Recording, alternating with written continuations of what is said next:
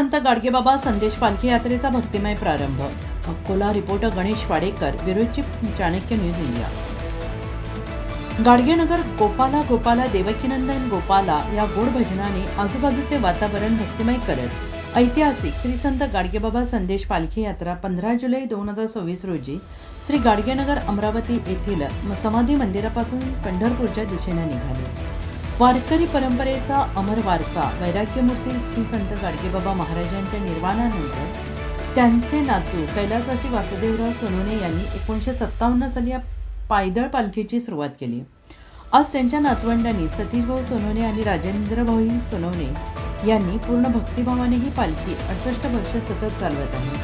ही केवळ पालखी नाही तर स्वच्छता, शिक्षण, समाजसेवा आणि विठ्ठल भक्ती या संत गाडगेबाबांच्या भक्तांच्या प्रेमामुळे आज 68 वर्ष पूर्ण होत आहेत, असेही कीर्तन प्रसंगी पालखी आयोजक म्हणून सतीश सोनवणे हे सर्व भक्तांचे सामर्थ्य पालखीसोबत आहे।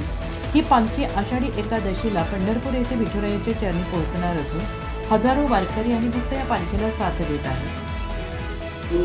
हे सुद्धा मिळाले ते अतोनात प्रयत्न करतात आणि सारखे फोन करतात की कधी आपल्याला निघायचं आहे, असं करायचं तसं करायचं, जे काय काम आहे ते सर्व आम्हाला म्हणजे व्यवस्थित सांगतात।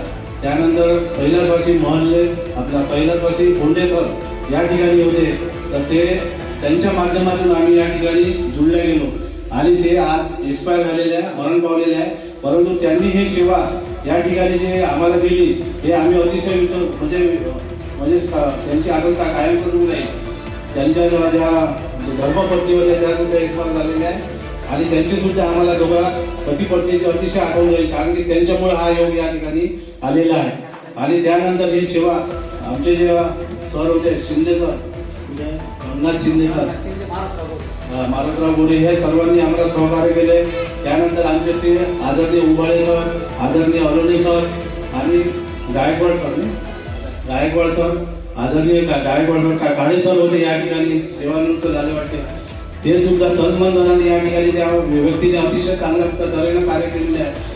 आम्ही याच्या अगोदर साफसफाई सर्व व्यवस्थित मार्गदर्शन येथे करायचे आणि आमची आजपर्यंत 21 वर्ष झाली ही भारतीय आमची जी शाळा आहे मुकबधीर विद्यालय, हे तनमन धनाने हे सर्व लोक आमची सेवा करतात आणि प्रत्येक जागोजागी ते आमची काळजी घेतात की भाऊ या ठिकाणी बाथरूम आहे, संडास आहे, हे असं आहे आणि गरम पाण्याची व्यवस्था केली आहे, जेवणाची व्यवस्था केली आहे, जेवणासाठी काय करायचं, उसळ करायची काय करायचं किंवा वरण भात भाजी पुडा करायची काय।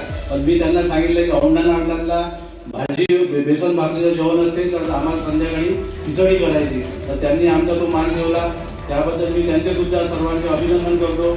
आणि प्रत्येक वेळा आल्यानंतर आपण काहीतरी दिले पाहिजे हा उद्देश मनामध्ये ठेवून आम्ही यावर्षी माझे मित्र आदरणीय भाऊसाहेब तायडे आणि आम्ही मागच्या वर्षी संकल्प केला होता की आपण काहीतरी या मुलांना खाऊ सोबत काहीतरी द्यायचे की जेणेकरून यांच्यासोबत आपल्याला 2-3 वर्ष तरी आठवण आली पाहिजे। मग त्यांनी आणि वेणुकर साहेब हे दोघं जण अकोल्याला गेले आणि त्यांना सांगितले की दप्तर आपण खरेदी करू आणि त्यांनी त्यांच्या जवळचे त्यावेळेस 7,000 रुपये देऊन हे दप्तर खरेदी केले।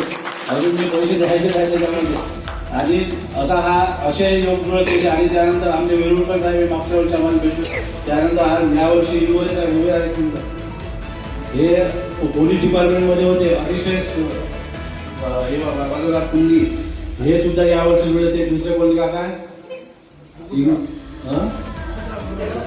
मुकुंदराव सोनवणे ते सुद्धा